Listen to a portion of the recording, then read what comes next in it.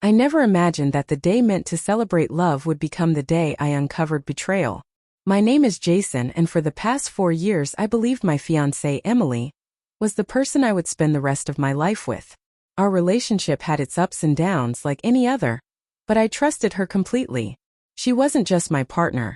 She was my best friend, my confidant, and someone I had built countless dreams with. We were just a week away from the wedding. The invitations were sent, the venue decorated, and family and friends buzzing with excitement. I should have been overwhelmed with joy, but a small nagging feeling had begun to creep into my mind. Emily had been distant lately, her smiles forced, her texts delayed, her excuses more frequent. At first, I brushed it off as pre-wedding stress, assuming the nerves and last-minute arrangements were affecting her mood. But deep down, a part of me couldn't ignore the subtle signs. Started with the phone. Emily became protective of it in ways I hadn't seen before. She would suddenly step out of rooms, make calls in private, delete messages, and become unusually defensive when I asked simple questions. The trust one had always placed in her didn't vanish overnight, but the seeds of doubt had taken root. I wanted to confront her, to accuse her outright, but a part of me needed proof, evidence, not assumptions. I had learned long ago that intuition is only as strong as the facts that support it. Then came the unexpected clue. A friend of hers mentioned seeing Emily with someone else, a man who wasn't me, someone I had never met. At first, I dismissed it as coincidence or exaggeration, but a small knot in my stomach told me I couldn't ignore it. That night I stayed awake, replaying memories, noticing patterns I had previously overlooked. The sudden late nights at work, the whispered phone conversations, the way her eyes avoided mine at certain moments. I decided to take action.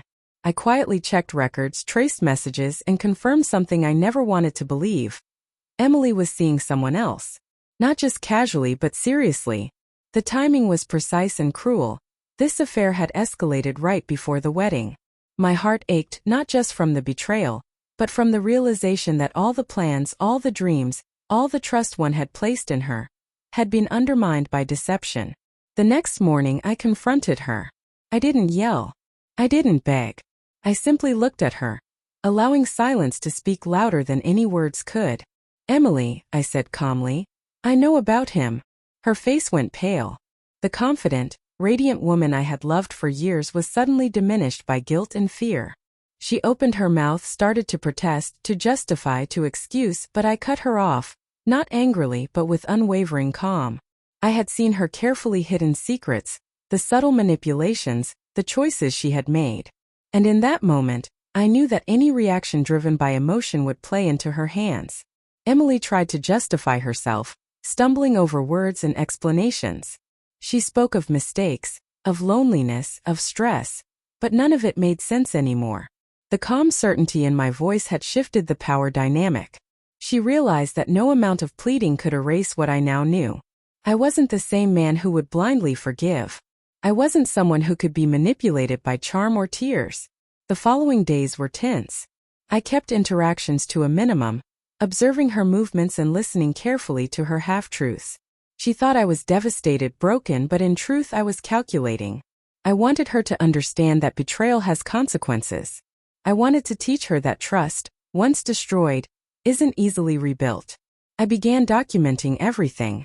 Messages, call logs, inconsistencies in her stories, receipts, photos. All pieces of a puzzle that painted a picture too vivid to ignore. My anger was tempered by clarity. Every detail became a tool, a testament to the truth that she could no longer hide. And then the idea struck me.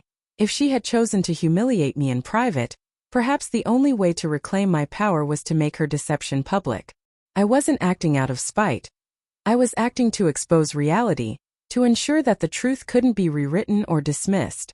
The day of the rehearsal, I knew she expected smiles, congratulations, and perhaps an attempt at reconciliation. Instead, I held a calm composure that unnerved her. Every glance, every gesture of hers, was met with neutral observation. No accusation, no confrontation, just the quiet weight of awareness. During the ceremony walkthrough, as friends and family gathered, I made my decision. It had to be public, undeniable, and factual. The moment came when we were alone in the reception hall, preparing for the timeline of the wedding. I looked at her squarely, holding the documents I had compiled, the undeniable proof of her betrayal. Emily, I said quietly but firmly, everyone deserves to know the truth. Her eyes widened in disbelief. She had anticipated arguments, tears, or a private confrontation, but not exposure. I began presenting evidence in a matter-of-fact manner. Messages, photographs, timelines, all arranged to show the full extent of her deception. The fear in her eyes grew as she realized that her carefully constructed narrative was unraveling, not behind closed doors, but in a space where friends, family, and even strangers could see. I could see her trying to reason, to downplay, to plead, but it was too late. I continued with calm precision, letting the facts speak louder than any emotion. She was silent, stunned by the inevitability of what she had created.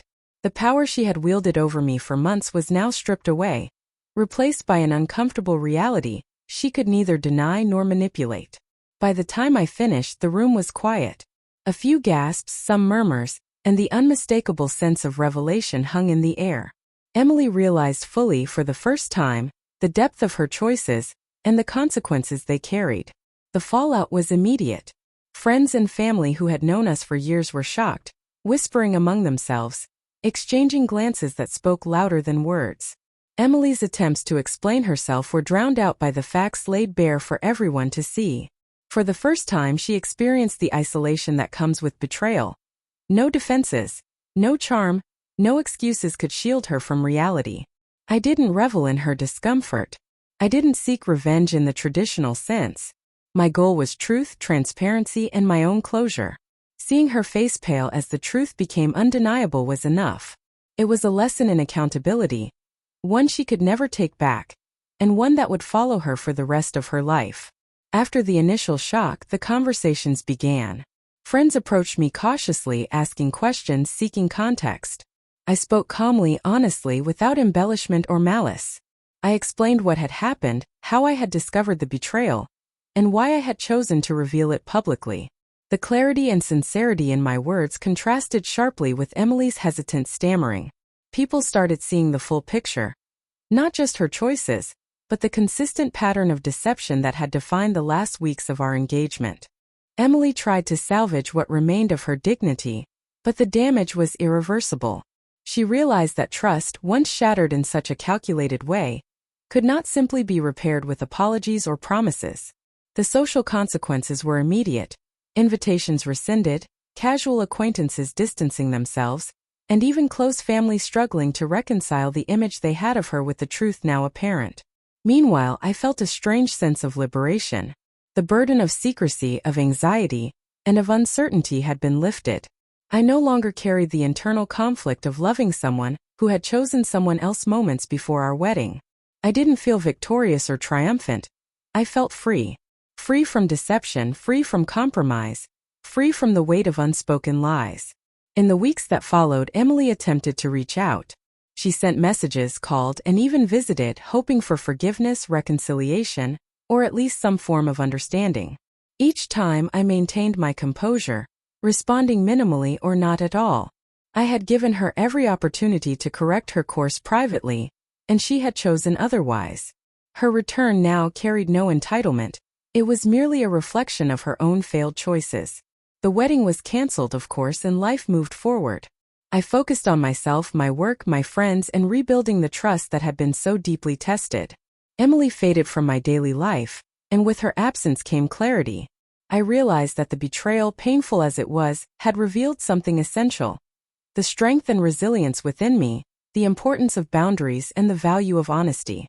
Some people believe love conquers all, but the truth is more complicated. Love without trust is fragile, and betrayal leaves scars that no apology can erase. Emily learned this in the harshest way, publicly and irrevocably. I, on the other hand, discovered that the ability to remain composed, to act with integrity, and to reclaim one's life in the face of betrayal, is perhaps the greatest victory of all.